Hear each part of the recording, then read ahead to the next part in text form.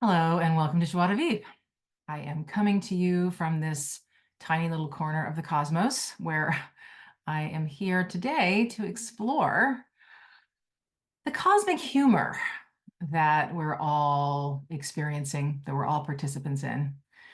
You might call it a cosmic joke, the complex human condition that we're all a part of, and trying to make sense of it all. We're all a part of this incredible, mind-boggling experience called life on Earth. You've probably come across the quote by Anais Nin at one point or another in your life. We don't see the world as it is. We see it as we are.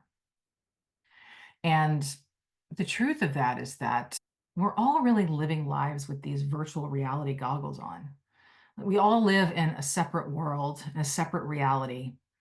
And each of our minds is creating these very vivid, dramatic images and stories all day, every day, right? But the thing is, we think that what we're living in is the world, but we're really just living in our minds. Our perception it being informed by our senses and then by the thoughts that we have around our perception, around our sensory perception, right? It's like living in the wonderful world of Oz. It really is. Which is why, of course, it can be so funny. I mean funny, strange, and funny, humorous, because we're all creating realities in our minds. We're then creating that reality in the world, and then you end up with the world that we have today. You have some people who are creating mass amounts of destruction in their minds and then playing that out in the world. Conquest, domination, control, power, all of these games, right, that certain people are playing out in their minds and then playing it out on the world stage, right? But it starts here. Everything starts here. And then you have people who live, I've heard studies done about the Tibetan monks that meditate for hours and hours every day, and they've been said to be the happiest people on earth.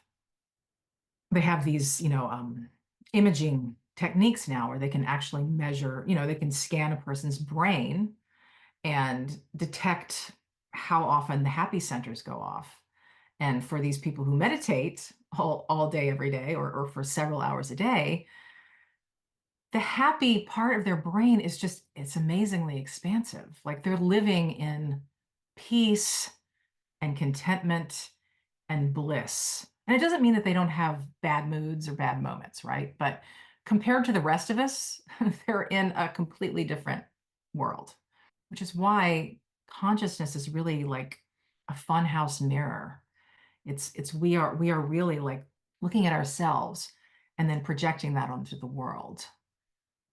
Now, the gift in this, of course, is that if we are able to actually get a glimpse of it, and it's hard, right? Because we we this is what we understand to be reality. What we're seeing, what we're understanding, what we're experiencing every day, we call reality. And we believe that the world is acting upon us and doing it to us oftentimes, but really we're doing it to ourselves, and this is not to say that like terrible things don't happen to people and that they don't have, you know, strong reactions to that, right? Like if you were living in a war zone or if, you're some kind of terrible natural disaster happens, you're going to have an experience of that, right? But a lot of times throughout the day, we're just creating these dramas in our minds willy-nilly, and deciding that, well, somebody over there is a threat and we need to like protect ourselves or guard ourselves, or they're thinking this about us and they have this judgment about us and they might reject us or hurt us or et cetera, et cetera. And we do a lot of that all day, every day. And again, it really is the drama in our own minds. It is this theater of consciousness that's playing out over and over and over again, moment by moment by moment. that we buy into and believe is reality. So again, the freedom in understanding that is seeing that there's this vast potential for having much better experiences. If it is a funhouse mirror, let's have fun with it. I mean, let's not like get caught up in all these scary nightmares, or I should say scary daymares, really, because that's really what they are. They're daymares, you know, fears of the future, catastrophic scenarios that we're playing out, whether it's in our personal lives or what's happening in the world. And, you know, there are so many ways that we get ourselves worked up. But really, a lot of that is, again, just self-generated, self-created drama, the theater of consciousness unfolding moment by moment by moment. But the freedom comes in two ways. One is being able to see that it's a carnival ride, it's an amusement park ride. You know, so much of what's happening in here is not the truth.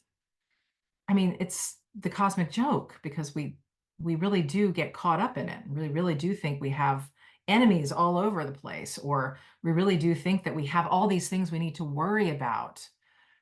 But in fact, they're just these little boogeymen that keep popping up and startling us, right? But of course, boogeymen don't exist, right? I mean, that's the whole joke. The joke is that there is no boogeyman. So we don't have to buy into the boogeyman. You know, we as adults understand there's no boogeyman under the bed, but there's still a boogeyman that lives in our minds a lot of times.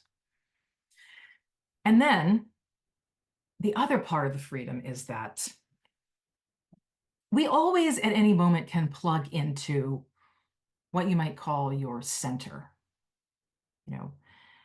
And what that is it's something that's completely free from the theater of consciousness. It exists always. It's that sort of unchanging part of us that is not emotional, that is devoid of thought. That's always there, even though we're usually not paying attention to it because we're really caught up in the drama. But it's always there. You know, whenever we are able to like drop out of the drama for a minute, drop out of all the thinking, drop out of the emotions, and just be present, like really connect to that center, you know, the drama ceases to exist. It really does. And it actually doesn't matter what's happening in the moment. You can do that on a quiet day when nothing's going on, and you can also do it in the middle of a hurricane. The quiet is always there. So that part of yourself is free. That part of yourself is free always. Now, sometimes we have a hard time connecting to it because we're not necessarily used to that. So, you know, sometimes when the world just seems to be overwhelming, it just seems to be too much, or, you know, whatever's happening in our worlds and our immediate environment just seems to be too much. Sometimes it is worth just finding a way to just stop, like stop what you're doing, drop into that space, that center. And if there's chaos in your midst, maybe you can't do it in that moment, but you can be aware that, oh, this is just the amusement park ride. It's going to stop at some point, and then I will be able to drop into the center. It's not going to keep going forever. Amusement park rides always stop. You know, there's always an end to them. So those are just some things to think about, and maybe we can approach this whole wild ride with a little more lightness and playfulness and humor. So with that in mind, I hope you have a really fun week, and I look forward to seeing you next time.